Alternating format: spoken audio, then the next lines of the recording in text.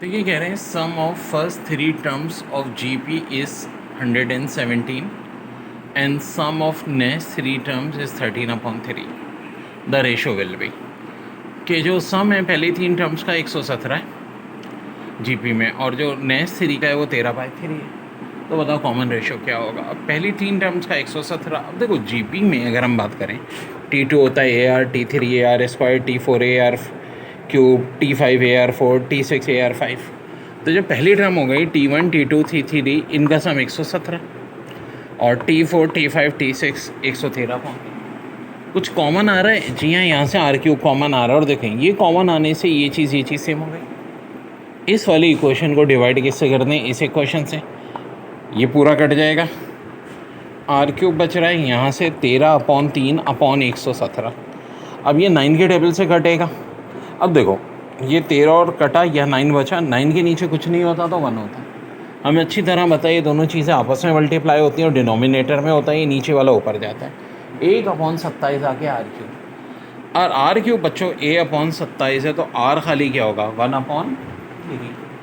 ये the term of G P R distinct if the second term is 4 and the sum of its third and fourth term is 8, the sixth term will be।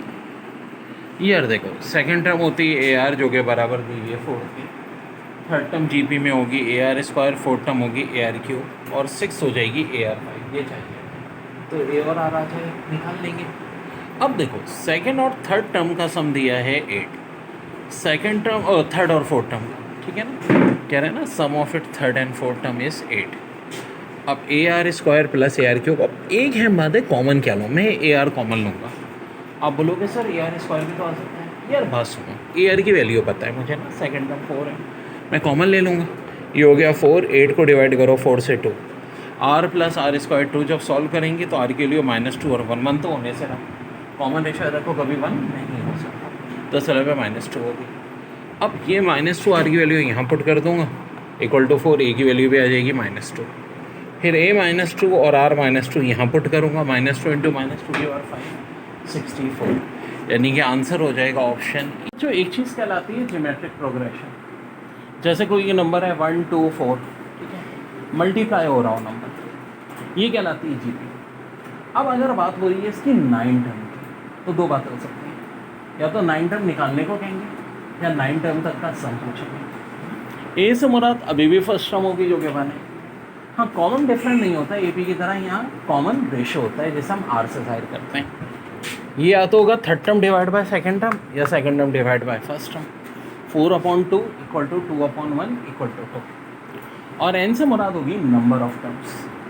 और आपको nth term निकालनी है तो formula ये होता है Tn equal to AR की power n-1।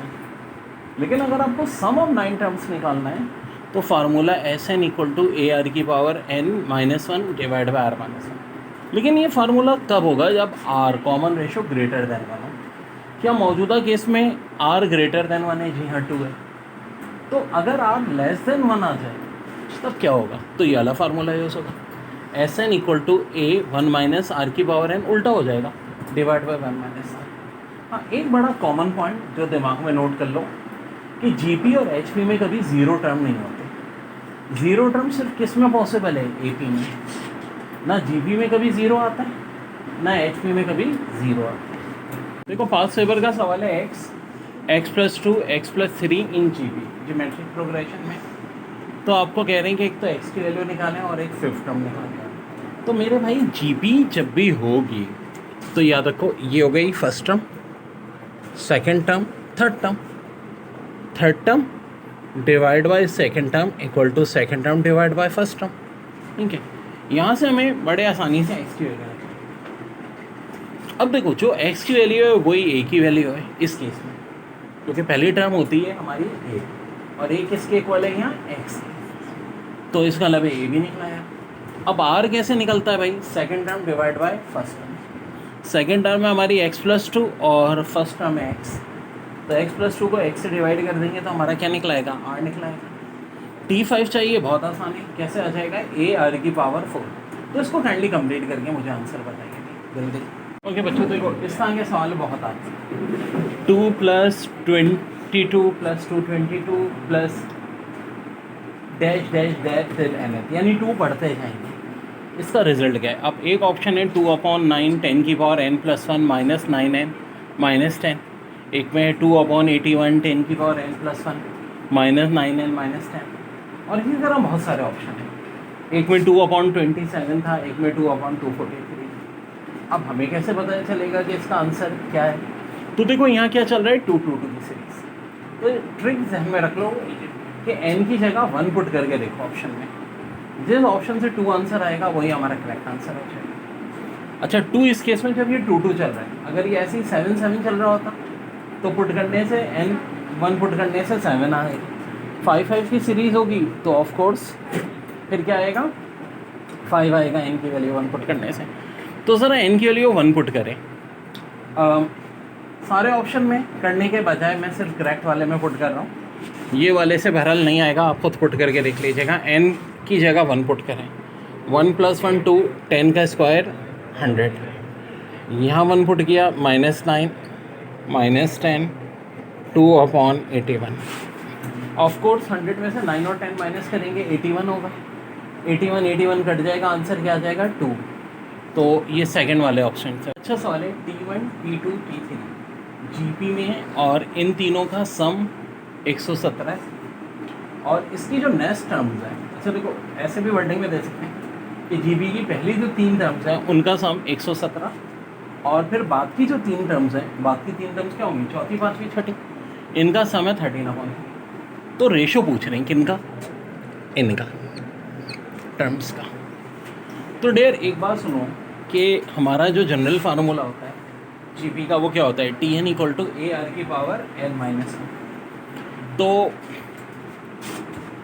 T1 तो हमारा A हो जाता है, आगे देखो पावर कम करते रहो, T2 AR हो जाएगा, T3 है तो AR² हो जाएगा, T4 है तो AR3, AR4, AR5।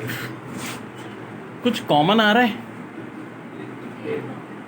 Ji, A common आ रहा है ऊपर से, और नीचे से A के अलावा R³ भी कॉमन आ रहा है। बता दो भाई, A कॉमन जब लेंगे ऊपर से तो यहाँ से 1, यहाँ से R, यहाँ से R², ये बचेगा, और यहाँ से देखो A के साथ R³ भी कॉमन आएगा, और यही बच रहा है। ठीक है।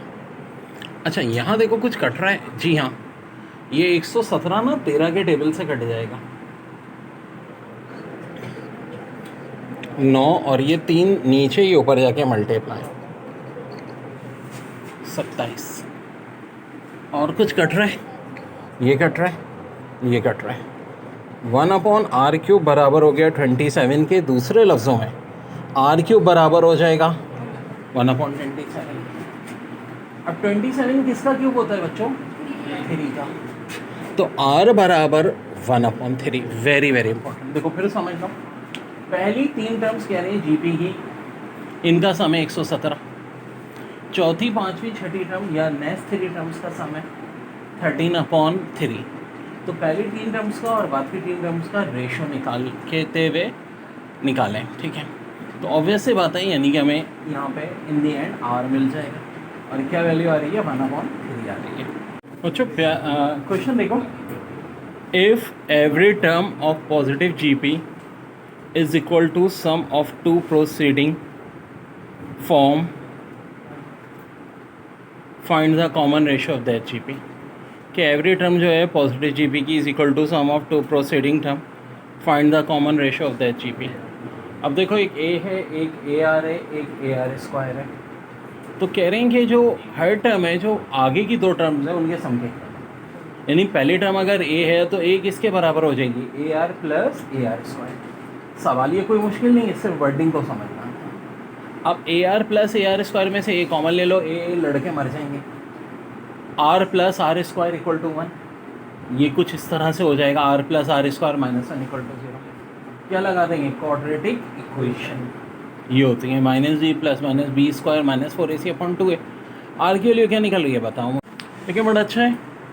The third term of convergent GP, ये थोड़ा लाइट लिखा हुआ है इसलिए मैं पढ़ रहा हूँ, तो जो वीडियोस देख रहे हो भाई क्लियर हो जाएगा। Third term of convergent GP is arithmetic mean, ठीक है, क्या है, अर्थमेटिक मीन है of first and second terms. If the first term is 1, पहली टर्म 1 है, the sum of infinity will be, यानी यार 3 टर्म्स नहीं हुई हैं जीपी में, तो 3 टर्म जीपी में क्या होती हैं, ए आर स्क्वायर हमेशा ही होंगे। थोड़ी सी कुछ एक अजीब सी बात बता रही, ये लग रही है कि कह रही है कि जो थर्ड टर्म है जीपी वाली, ये अर्थमेटिक मीन है पहली दो की। अर्थमेटिक मीन का फार्मूला होता है a+b/2। अब अर्थमेटिक कौन सी है, थर्ड टर्म यानी AR², और किन दो की है, पहली दो की, तो a+AR/2। अब देखो इसको थोड़ा सा हम सॉल्व करेंगे तो a की वैल्यू तो घट जाएगी, 2r² बराबर हो जाएगा 1+r के, और यहाँ जब सॉल्व करेंगे तो r की दो वैल्यूज़ आ रही होंगी, 1 और माइनस। अब एक मेरी बात बड़े काम की सुनो, r की वैल्यू या तो <1 हो सकती है या <1 हो सकती है जीपी। r की वैल्यू 1 नहीं हो सकती जीपी में, तो इसका लगा r = 1 तो नहीं होगा, r की वैल्यू क्या हो जाएगी, -r। अब कौन से सम की बात हो रही है, इन्फिनिटी। इन्फिनिटी के लिए फार्मूला होता है s = a/1 - r। लेकिन याद रहे इन्फिनिटी तब आ सकती है जब r की वैल्यू क्या हो, <1। <1 में इन्फिनिटी वाली सीरीज नहीं होती, तो कोई मुश्किल बात नहीं है। a की वैल्यू 1 दी हुई ऑलरेडी फर्स्ट टर्म, r हमने क्या निकाला है, -1/2। पुट कर देंगे, सम हमारा आ जाएगा 2/3। इसको करो अभी हाथ के हाथ बच्चों फ़ौरन, ठीक है। ज्योमेट्रिक मीन का फार्मूला होता है ±√ab। इस तरह के सॉल्व होता है, find 3 geometric mean between 4 and 324। तो जैसे कि एक ऑप्शन दिया है 2, 6 और 10, ये तो हो ही नहीं सकता। ज्योमेट्रिक मीन का मतलब देखो, इससे पहले एक हार्मोनिक का भी फ़र्क समझ लो। अगर आपको अर्थमेटिक में कहा जाता 2 और 10 के दरमियान में 3 अर्थमेटिक प्रोग्रेशन, पता है क्या होती, वो ये होती 4, 6 और 8। 2 हो जाती है सबसे पहली टर्म, 10 हो जाती है सबसे आखिरी टर्म। देखो ना कितने का फ़र्क है, 2 का, फिर 2 का, फिर 2 का, फिर 2 का। अर्थमेटिक होगी तो सेम डिफरेंस होगा, और जब ज्योमेट्रिक होगी तो सेम कॉमन रेशियो होगा, मल्टीप्लिकेशन सेम नंबर से होगी।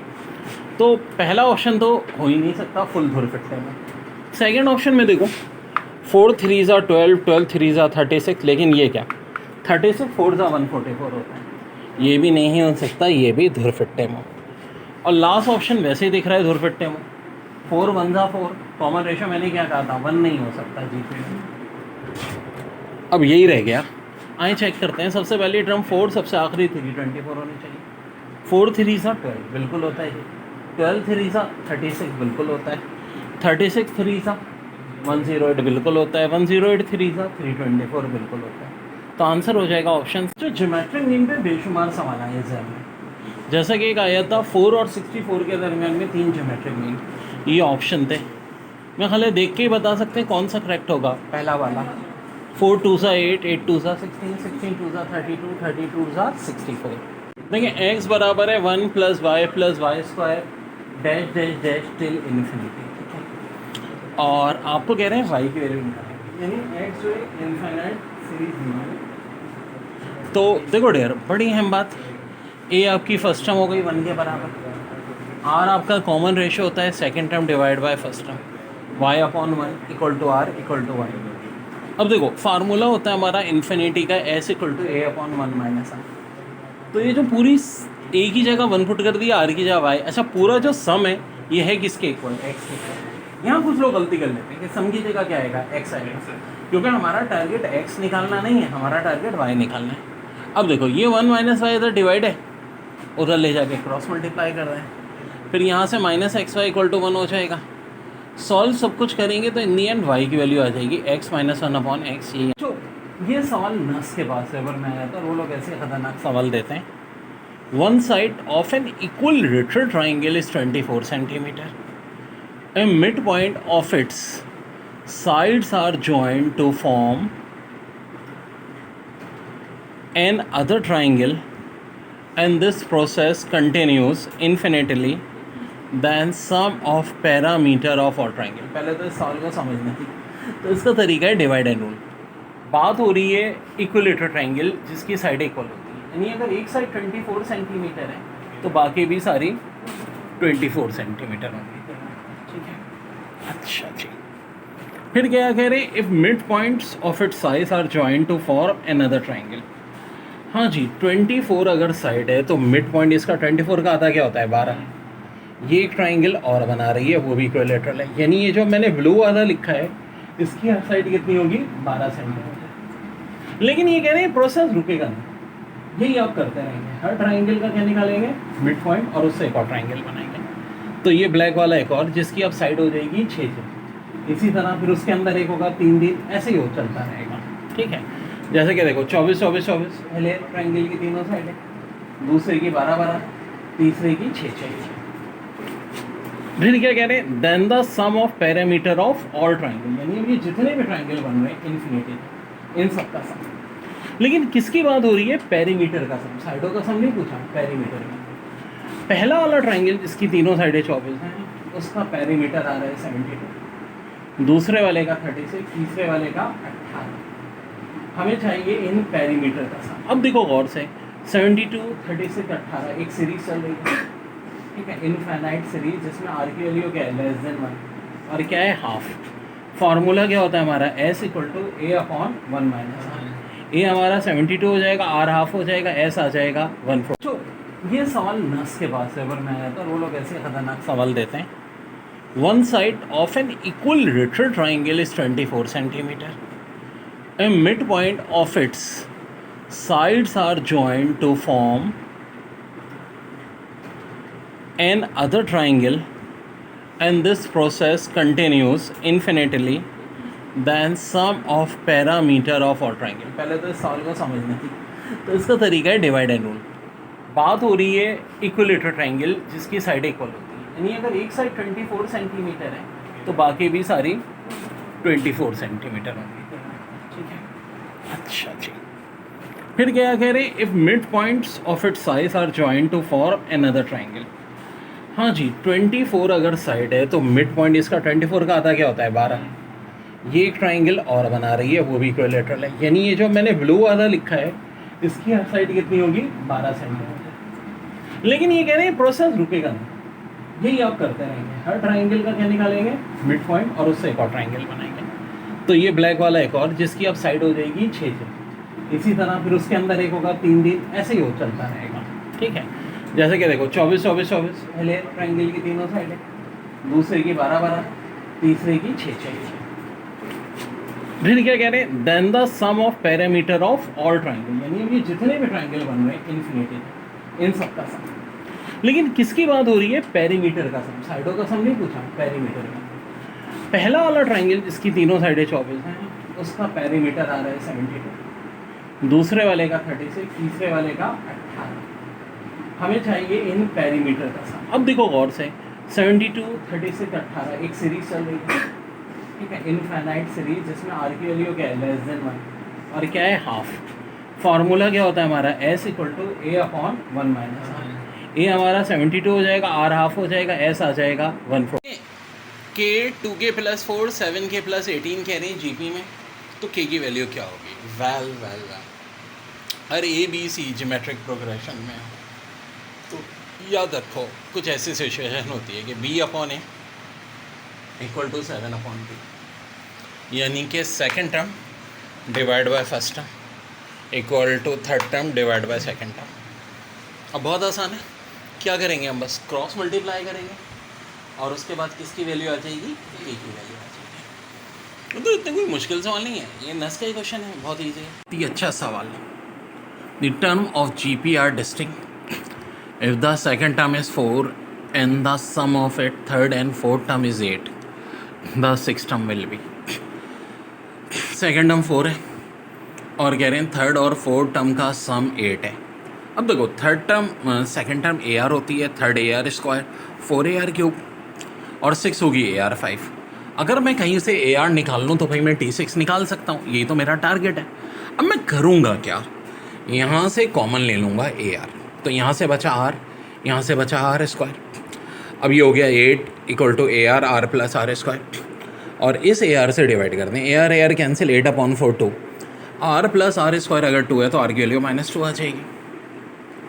अब R की वैल्यू -2 इधर रख दें, A भी -2 आ जाएगा।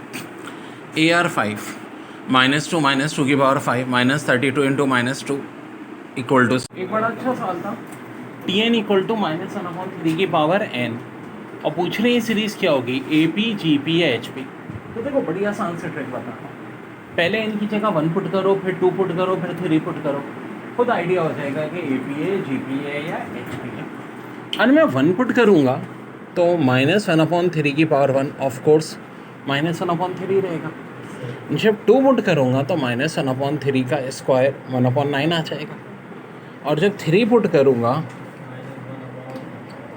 और साफ दिख रहा है कि ये क्या है भाई, AP GP या HP GP, मुसलसल मल्टीप्लाई हो रहा है -1/3। ये क्वेश्चंस काफ़ी बच्चों का अटका था कि सर इसका आंसर क्या होगा। इन्होंने कहा था फर्स्ट टर्म 1 है, कॉमन डिफरेंस 1 है, और सम जो है 231 कितनी टर्म्स का आएगा। सो वेल इसके लिए ये फार्मूला होता है, देखो 2-3 तरीके होता है। एक तो आपने वैल्यू पुट कर दी 231 यहाँ पे, ठीक है, n/2, बल्कि 2 को भी इधर लेकर जाके मल्टीप्लाई कर लो यार, 462, ठीक है। अब ये n रह गया, a1 है तो 2 रह गया, n-1 और d1 है। अब ज़ाहिर है ये ब्रैकेट ओपन कर लोगे, 462 इक्वल टू n को भी भारी रहने दो, 2 + n-1, 462 इक्वल टू 2 - 1 क्या, 2 + 1 2 - 1 1 होता है, n से मल्टीप्लाई करोगे n + n²। ये अब सूरत हाल हो गई आपकी। सो 2 तरीके हैं, क्वाड्रेटिक या फैक्टराइजेशन, या ये भी तो हो सकता है आप ऑप्शन की मदद लेना। सबसे बेस्ट तरीका वैसे क्या होता है, ऑप्शन की मदद लेना। ये ऑप्शन दिए मैं 21 17 18 19। अब देखो एक बात सुनो, नंबर का स्क्वायर और उसमें प्लस, और रिज़ल्ट 400 से बढ़ है। ये बात मुझे पता है और सबको पता होनी चाहिए कि 20 का स्क्वायर क्या होता है, 400 होता है। तो इन चारों ऑप्शन में सबसे पहले मैंने क्यों ना किस ऑप्शन को ट्राई कर लूँ, 21। एक बात ये भी समझ लो कि जो क्वेश्चन ऑप्शन की मदद से सॉल्व करने होते हैं, बड़े काम की बात बता रहा हूँ, उन क्वेश्चन में हमेशा पहले ये सोचो कि कौन सा होने की पॉसिबिलिटी ज़्यादा है। तो मैंने क्यों कह दिया 21 होने की, क्योंकि यार रिज़ल्ट 400 से बड़ा है, और जब आप 21 पुट करोगे तो आंसर आ जाएगा, क्योंकि 21 का स्क्वायर 441, 21 प्लस करोगे 462। आंसर इसका क्या है, 21। फैक्टराइजेशन या क्वाड्रेटिक से